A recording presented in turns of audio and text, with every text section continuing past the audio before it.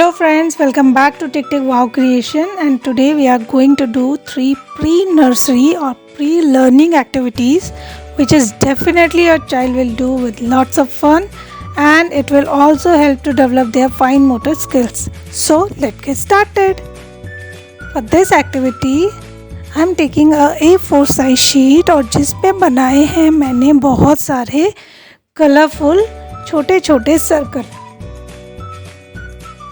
आप इसमें ज़्यादा कलर्स और कम कलर का यूज़ कर सकते हैं according to your child's level, क्योंकि कुछ बच्चे हैं जो नहीं कर पाते हैं तो आप कम कलर यूज़ करो, और अगर इस एक्टिविटी को बच्चे इजीली कर लेंगे तो आप इसमें ज़्यादा से ज़्यादा कलर ऐड कर सकते हैं। अब इन सर्कल्स के साथ हमको क्या करना है कि लेने हैं कुछ क्रेयॉन्स, यूज़ करेंगे मोटे वाले क्रेयॉन्स, और कलर को देखते हुए जो भी छोटे छोटे हमने ये सर्कल बनाए उन कलर्स को देखते हुए पहले उसी का मैचिंग क्रेयॉन ढूंढना है, और फिर क्रेयॉन को लेकर उन सर्कल को उसी के मैचिंग करते हुए सेम सर्कल को ढूंढकर उसके साथ मैच करना है।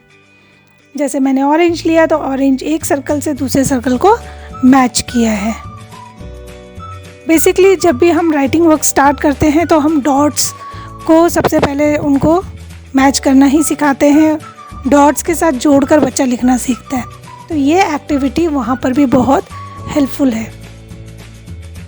तो सर्कल के कलर्स को देखना है और उसी के अकॉर्डिंग क्रेयॉन चूज़ करना है और फिर उनको मैच करना है। आप इस एक्टिविटी के कलर्स कम और ज़्यादा कर सकते हैं बच्चे के लेवल को देखकर। तो इस तरह से हमारी ये एक्टिविटी डन है, और ये बहुत ही इंटरेस्टिंग है, कलरफुल है, तो बच्चे को ज़रूर पसंद आती है।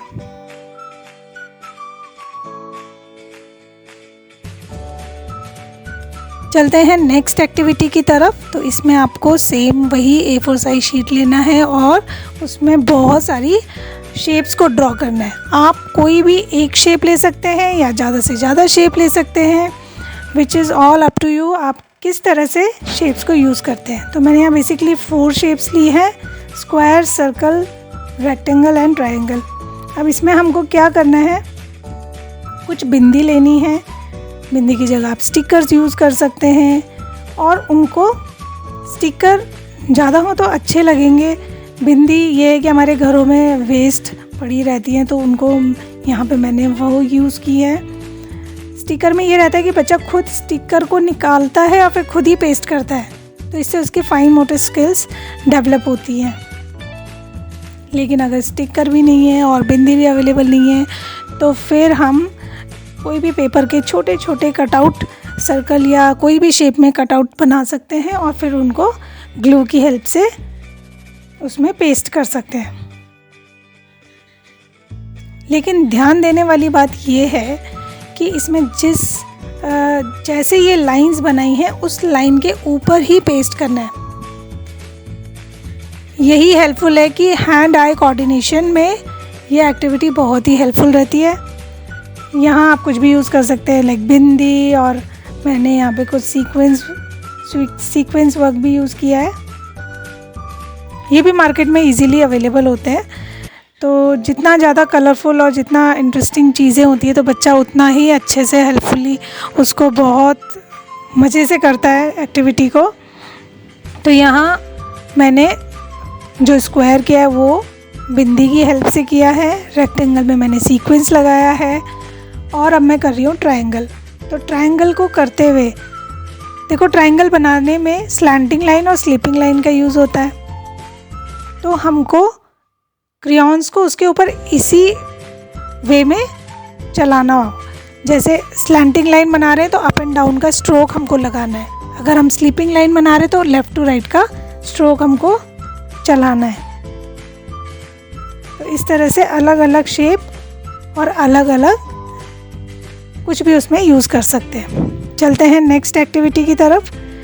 इसमें मैंने A4 साइज़ में same different curves, waves, up and down वाले स्ट्रोक, ये सब बनाया है। तो इसमें पहले तो बच्चे को बोलना है कि अपनी फिंगर के थ्रू इनको फॉलो करें। पहले फिंगर से बच्चा इनको सबको फॉलो करेगा, फिर उसके बाद हम इसमें कलर की एक्टिविटी करेंगे। तो लेने हैं कुछ वाटर कलर्स और एक ईयरबड। ईयरबड इजीली सबके घरों में अवेलेबल होती है, अगर ना हो तो हम उसकी जगह कॉटन यूज़ कर सकते हैं, ब्रश यूज़ कर सकते हैं, लेकिन ईयरबड बच्चों के लिए बहुत ही इजी होता है, तो मैंने यहाँ पे ईयरबड का यूज़ किया है।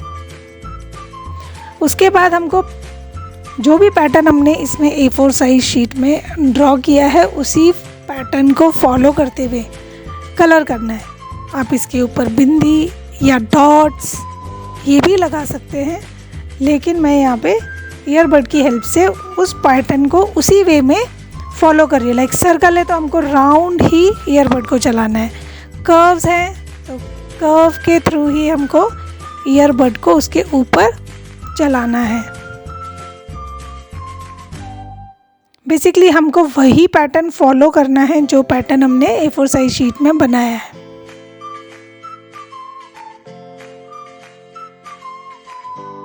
ये एक्टिविटी भी हैंड एंड आई कोऑर्डिनेशन में बहुत हेल्पफुल है, जिसमें बच्चे का कंसंट्रेशन भी बढ़ता है और वाटर कलर है तो उसको इंटरेस्ट भी आता है।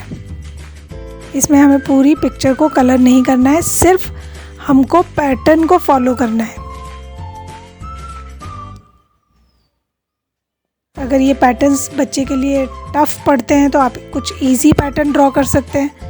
अगर ये पैटर्न बच्चे के लिए इजी हैं तो आप इन पैटर्न्स को थोड़े से हार्ड वे में भी बना सकते हैं। तो ये एक नॉर्मल लेवल है, आप बच्चे का देखते हुए, बच्चे की एक्टिविटी को देखते हुए कि वो इजीली कर पा रहा है कि नहीं कर पा रहा है, उसके अकॉर्डिंग फिर आप नेक्स्ट जो भी शीट रेडी करेंगे आप उसके अकॉर्डिंग कर सकते हैं। तो ये सारी चीज़ें, ये जो भी एक्टिविटीज़ हैं, ये सब हेल्पफुल हैं बच्चे की राइटिंग वर्क से पहले के लिए। इसमें डिफरेंट हमने कलर यूज़ करे हैं, इसलिए कलर रिकॉग्निशन के लिए बहुत ज़रूरी है, मैचिंग के लिए बहुत ज़रूरी है, पैटर्न फॉलो करने के लिए बहुत ज़रूरी है। तो इस तरह से ये तीनों एक्टिविटीज़ जो हैं वो बच्चों के लिए राइटिंग वर्क से पहले करनी बहुत ही अच्छी है, इम्पॉर्टेंट है। आई होप आपको ये वीडियो पसंद आया होगा। I am sure children will love to do this and you really like this video, do share with your family, friends and others. Thanks for watching.